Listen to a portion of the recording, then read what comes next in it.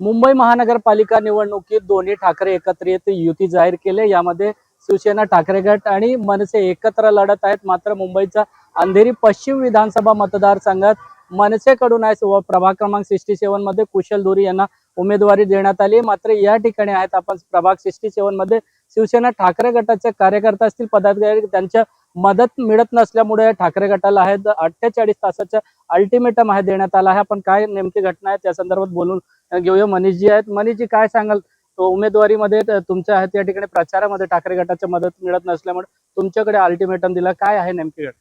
नाही, अल्टिमेटम म्हणजे असं आहे की काल मी माननीय संजय राऊत साहेबांना भेटलो आणि संजय राऊत साहेबांनी मला पूर्ण आश्वासन असं दिलं आहे की ते सगळं नॉर्मल होईल सगळ्या पद्धतीने।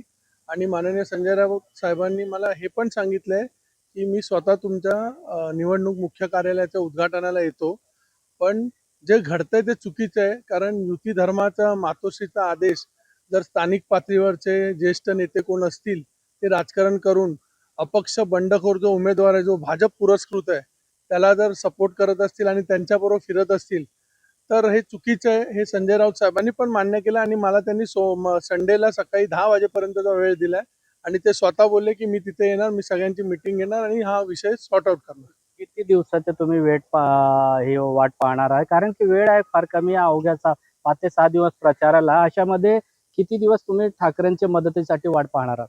नाही, आता असं आहे की आमच्याकडनं पूर्ण विधानसभेमध्ये एक 67 सोडला तर आमचे सर्व कार्यकर्ते पदाधिकारी त्यांच्या शिवसेना गटाच्या सगळ्या उमेदवारांच्या प्रचारात सहभागी आहेत। पण फक्त युती धर्माचा पालन आम्ही करायचं आणि त्यांनी करायचं नाही, हे चुकीची पद्धत आहे। आणि राऊत साहेबांवर माझा पूर्ण भरोसा आहे, माननीय राजसाहेब ठाकरेंवर माझा पूर्ण भरोसा आहे, माझा उद्धवसाहेब ठाकरेंवर पूर्ण भरोसा आहे।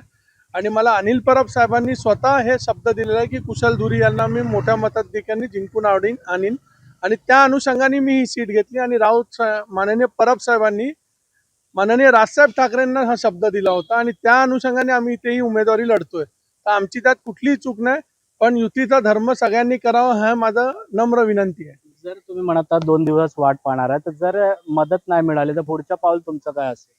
नाही, युती धर्माचं जर पालन ते करत नसतील तर पुढचं पाऊल आम्ही पण ठरवू ना। आम्ही पण एक पक्ष म्हणूनच तुमच्याबरोबर लढतोय ना। आमचेही मतदान आहेत ना, त्यांच्या उमेदवाराला आमचाही सपोर्ट आहे। आमचे सगळे कार्यकर्ते लढतात, ते पुढे ठरवलं जाईल, आदेशाचं पालन करू आम्ही पण। मदत न मिळाल्याचं तुम्ही आपल्या पक्षश्रेष्ठींकडे वगैरे किंवा ठाकरे गटांचे नेते असतील किंवा हे त्यांच्याकडे तुम्ही तक्रार केलात का? हो, मी माननीय राजसाहेब ठाकरे आणि आमच्या सर्व वरिष्ठ पदाधिकाऱ्यांना, नेत्यांना तक्रार दिलेली आहे। त्यांनी मला 1-2 दिवस संयमाची भूमिका घे असं सांगितलेलं आहे आणि मला बोलले स्थानिक पातळीवरचा वाद हा 100% सोडवण्यात येईल, नाही आला तर तुला वेगळ्या पद्धतीने तुम्हाला विधानसभेसाठी आदेश दिला जाईल।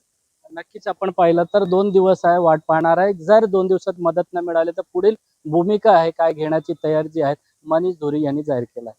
कॅमेरामॅन मोहनसह सत्यम सिंह, एबीपी माझा, मुंबई। एबीपी माझा, उघडा डोळे बघा नीट।